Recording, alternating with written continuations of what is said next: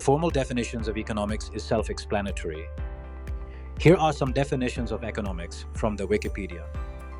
Jean-Baptiste Say, in 1803, defined it as the science of production, distribution, and consumption of wealth. John Stuart Mill, in 1844, defined it as the science which traces the laws of such of the phenomena of society as arise from the combined operations of mankind, for the production of wealth, insofar as those phenomena are not modified by the pursuit of any other object. Examples of such other pursuits could be war, forced annexation, act of nature, etc.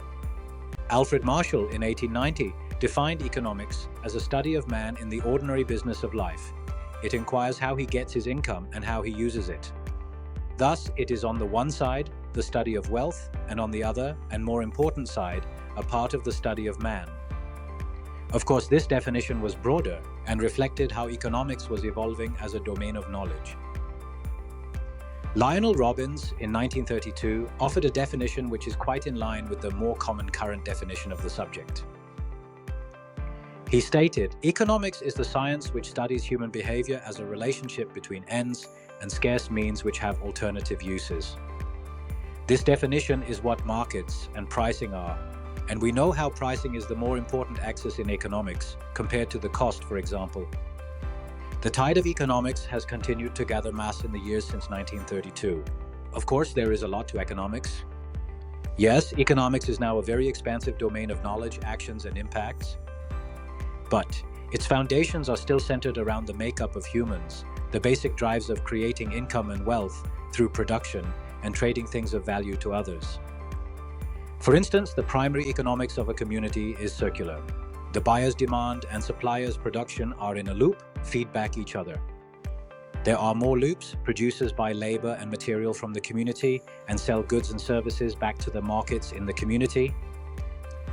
Economics is typified by more fallacies than any other domain. Unlike science, it is very people and community dependent in its impact, including people's motivational drivers and social setting. For instance, the impact of an economic policy could have unintended effect on people.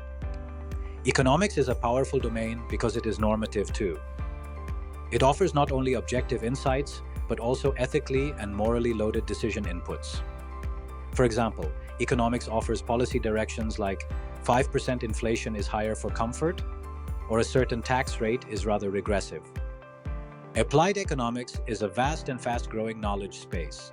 It is a popular decision support system in businesses, as well as governments, for public policy analysis and evaluation.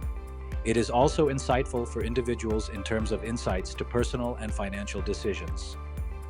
Finance extensively uses economic logic, principles, and analysis. It may be the best example of applied economics.